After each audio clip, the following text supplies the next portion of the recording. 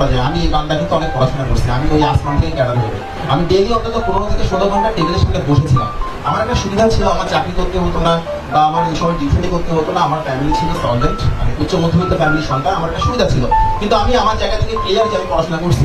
So তোমাদের প্রথম দায়িত্ব হচ্ছে, তোমরা মফস্বলে পড়তেছো নাকি গ্রামগঞ্জে পড়তেছো না কোথায় পড়তেছো পিএসসি কিন্তু জানে না যে জিসান তোমার চাকরি দরকার। ফেসবুক থেকে বেরিয়ে পড়ো, ইউটিউব ফেসবুক এখানে এমন কোনো জরুরি কথা বলে না যেটা নিয়ে তুমি চাকরি পাবা। তোমার এখন পড়া ওই আমতল করে ক্যাডার হবে না, ওই তোমার টেবিল তল করতে হবে, তোমার টেবিলে বসে থাকতে হবে, তাহলে চাকরি পাবা। তোমার মধ্যে যে আগুনটা আছে বারুদটা আছে সেটা সে দেখে না, তোমার চেহারা দেখছে, ও তোমার বাহ্যিকতা দেখছে, তোমার ভেতরে কি আছে কেউ জানে না। কিন্তু ওটা তুমি নিজেকে জানো। যে জিনিসটা তোমাকে ডিস্ট্রয় করে দেয় মেন্টালি, যেটা তোমাকে ডাউন করে দেয়, যেটা তোমাকে ওভার থিঙ্কিং করায়, সেটাকে তুমি প্রশ্রয় দিচ্ছ, সময় দিচ্ছ।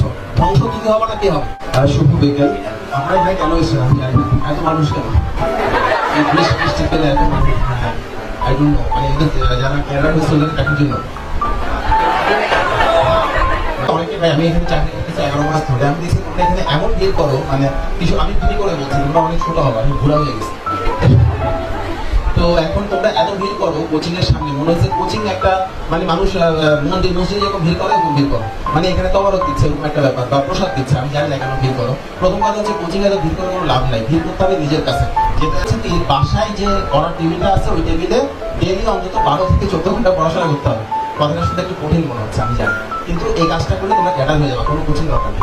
তুমি ক্যাডার হতে না পারলে সে তোমার ছেড়ে চলে যাবে। মানুষজন বদমাইশ, ভালোবাসতে জানে না, বুঝতে পারছো কথাটা? এটা হচ্ছে মানুষের প্রথম বৈশিষ্ট্য, মানুষ ভালোবাসতে জানে না, মানুষ হিসাব জানে, ব্যবসা বাণিজ্য ভালো করে, ভালোবাসা পারে না। সো তাকে পাইতে হলে তোমার আগে চাকরি পাইতে হবে, ব্যাপারটা খেয়াল করো।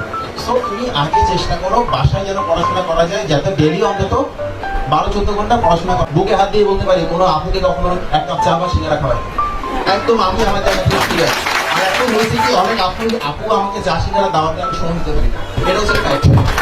তো তোমাদের প্রথম আমি পরীক্ষার আগে সিরিয়াসলি বলতেছি, আমি পরীক্ষার আগে 5 মাস কি 5.5 মাস ফেসবুকে আমার মতন মানুষ বিসিএস পরীক্ষার প্রস্তুতি গ্রহণ করার সময় ডেইলি 5 থেকে 6টা পেপার করতো, ডেইলি মানে ডেইলি অনলাইনে। এবং আমি পেপারে শুধু ততটুকুই পড়তাম যতটুকু বিসিএস পরীক্ষার জন্য কাজে লাগে। ক্যাটরিনা কার সাথে প্রেম করে, আমার ক্যাটরিনা অনেক পছন্দ, কিন্তু ওটা ওই সময় আমার জেনে কি হবে ওটা আমি পড়তাম না।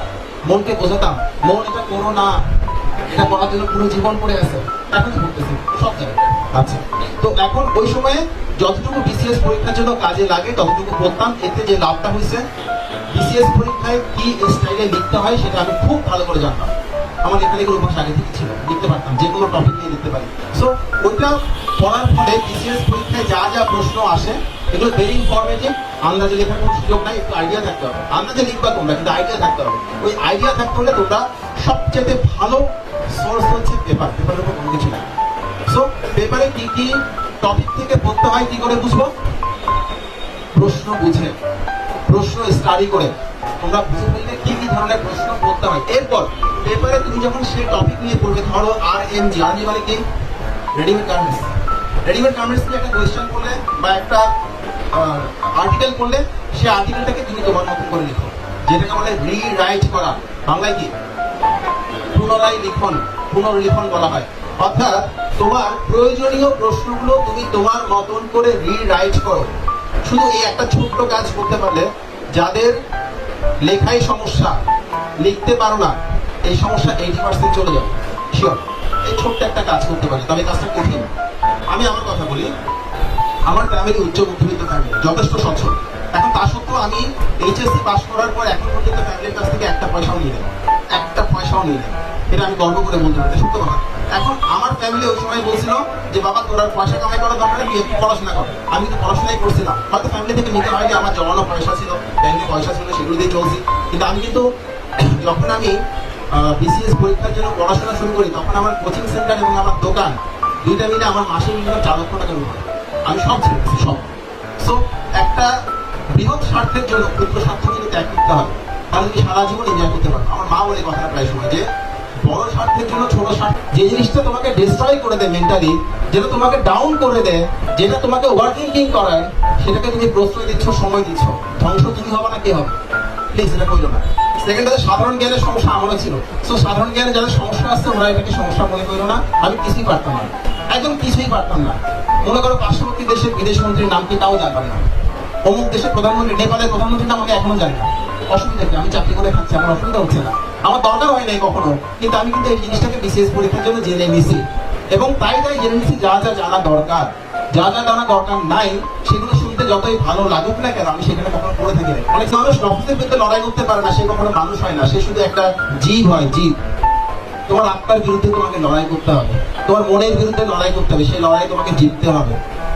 মানুষের মনের ভেতরে আরেকটা মন থাকে, তুমি যখন একটা খারাপ কাজ করো সে তখন বাধা দেয়, এই কাজটা করা তোমার ঠিক হচ্ছে না, তোমার এখন পড়া দরকার, তুমি এখন ঘোরাঘুরি করছো, ঠিক হচ্ছে না, তার কথাটা শোনো।